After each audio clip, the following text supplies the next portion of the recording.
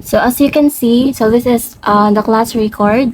So today, i-discuss ko sa inyo paano nga ba ang pag-compute ng grades at the same time mag-provide ng formula para mas lalong mapabilis ang pag-compute ng grades ng mga bata.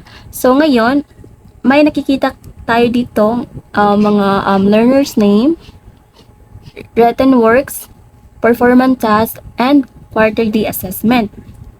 So dito ngayon, meron tayong mga list of 15 names ng mga bata, for example.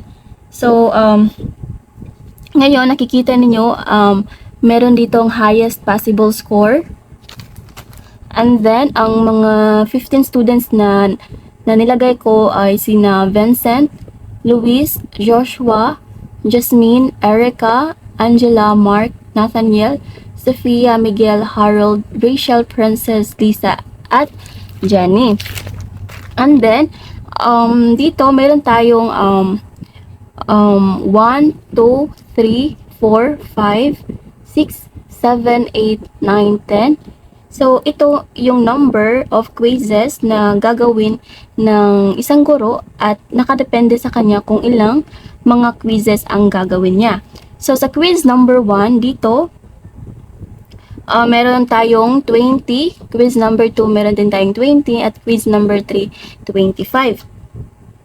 So ngayon, sa quiz number 1, maglalagay tayo ng mga sample ng mga scores sa first si Vincent. So for example, ang nakuha ni Vincent ay 19. So mag-type tayo ng 19 and then sa iba ding students. So 6, 18, 17, 17, 16, 15, 15, 17, 19, 20, 16, 17, 17, 18, 18, 19. So, yun din ang gagawin natin sa quiz number 2. So, for example, sa 20 items, nakakuha si Vincent ng 17. 16 naman si Luis.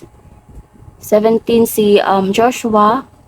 17, 19, 16, 15, 14, 18, 8, 19, 16, 14, 17, 17, and 16. Yun din ang gagawin natin sa quiz 3. So, mag-provide din tayo ng mga scores ng mga students. For example, 17, 17, 15, 16, 16, 17, 16, 18, 17, 18, 16, 16, 20, 17, and 15. So dito, at then, lahat ng mga quizzes ay nalagyan na natin ng mga scores. Ngayon naman, paano nga ba natin matututa lahat ng quizzes? So as you can see, meron ditong total 65. So ang kanilang 65 is total ito ng quiz number 1 which is 20, quiz number 2 20 plus 25 which is 65. So ang gagawin natin, i-press natin to and then click equal sign and then pupunta tayo sa quiz number 1, i-click natin yan and then plus and then dito naman tayo sa quiz 2, i-press natin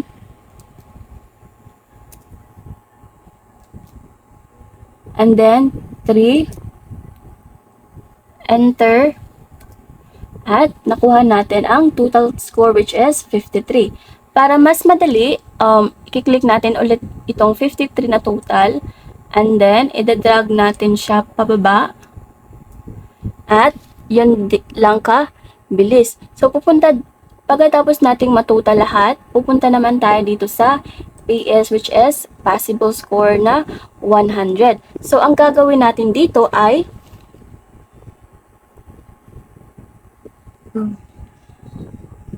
as you can see, meron na tayong mga total score. So, dito naman, pupunta tayo sa PS, which is possible score 100. Para naman makuha ito, i-click natin yung equal sign, and then, open parenthesis, and then, i-click natin yung 53, and divide total score, which is 65, and then, close parenthesis,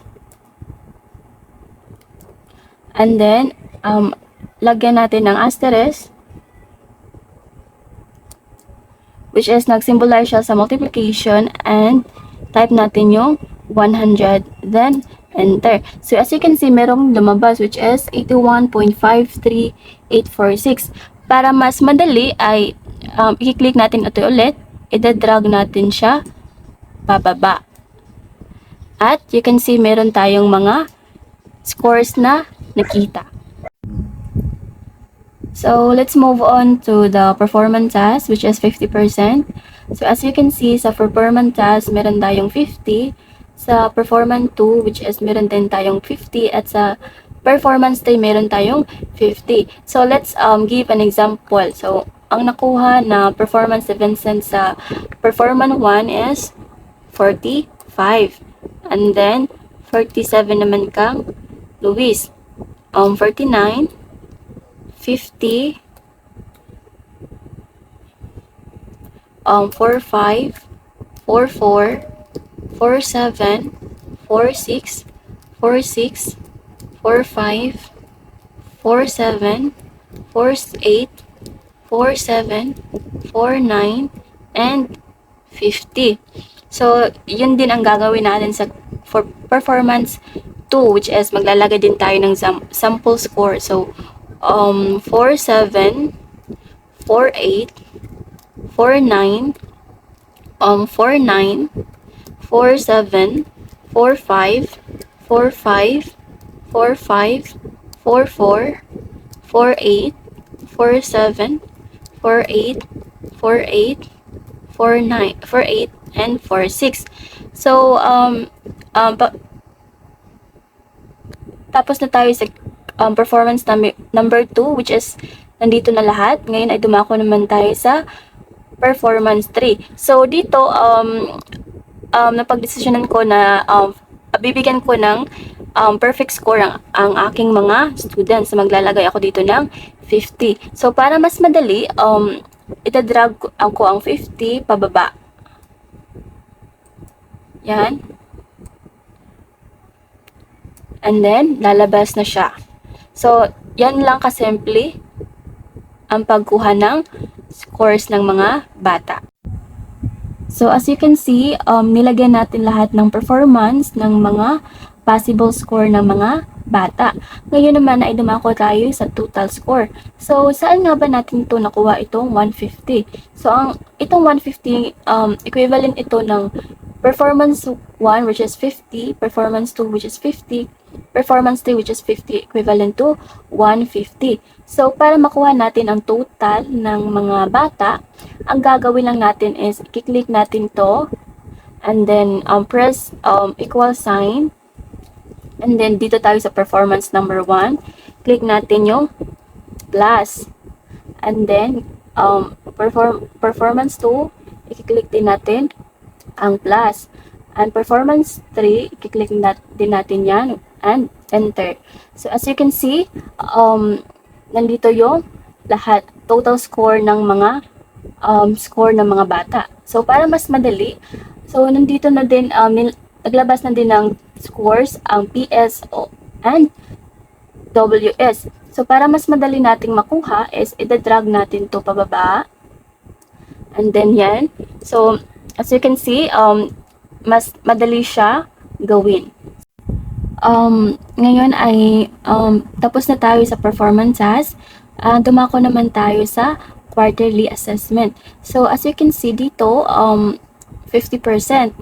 or 50 ang assessment number 1. So, maglalagay ako dito ng example score, which is ang nakuha ni Vincent sa first quarter na assessment is 45.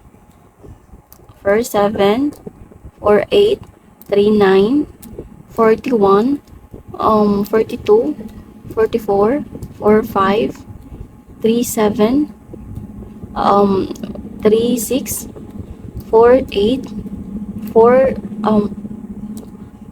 42, 40, 39, and 45.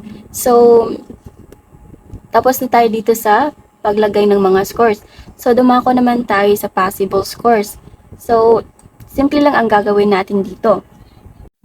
Now, let's move on to the PS, possible score ng mga bata. So, ang gagawin natin dito is, i-click natin siya, type equal sign, and then, open parentheses, and then, i-click natin yung 45, and divide 50, which is a total assessment 1, and then close parentheses, and then asterisk, type 100, then enter. So dito may lumabas na score, then para mas madali, ida-drag natin siya pababa.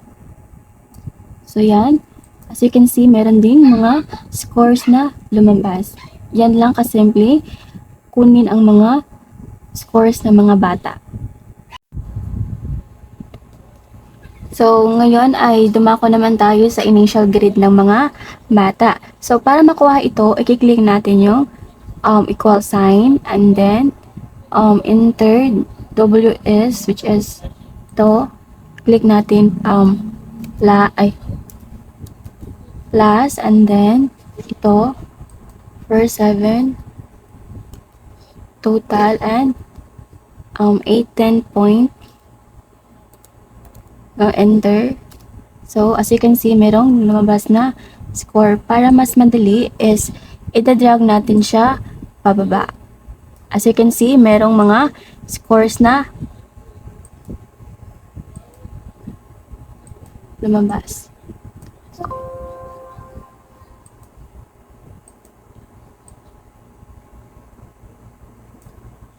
So, as you can see, meron na tayong initial grade ng mga bata. So, tapos na tayo sa initial grade ng mga bata. Ngayon ay let's move on to quarterly grade. So, paano nga ba ito kukunin? So, ang gagawin lamang is, ipapress natin siya, type equal sign, and then, type tayo ng lookup. Dapat capital siya, and then open parentheses, i-click natin yung initial grade, which is 89.80, and then comma, click natin yung initial grade, which is 0, and then transmuted grade, which is 60, and then ita-drag natin yan pababa, and then press tayo dito ng comma, then 2, close parentheses, and then dito tayo sa upper part, which is, as you can see, meron dito mga numbers and letters. So, dito sa EL12, dapat maglalagay tayo dito ng dollar sign. Dapat ilalagay natin ang dollar sign before the number. Yun din ang gagawin natin dito. Maglalagay din tayo ng dollar sign. So, at pagkatapos natin lagyan ng dollar sign, ipipress natin yung enter. So, dito, nakita natin ang quarterly grade ng bata, which is 93. So, para hindi na tayo mahirapan pa, yun din ang gagawin natin. So, ida-drag natin pababa, at merong lumabas na quarterly grade. So, dito, ang nakuhang mga score ng mga bata is 93. So, as you can see, malaki ang mga score nakuha ng 15 na students. So, yan lang kasimple ang pag-compute ng grades ng mga bata.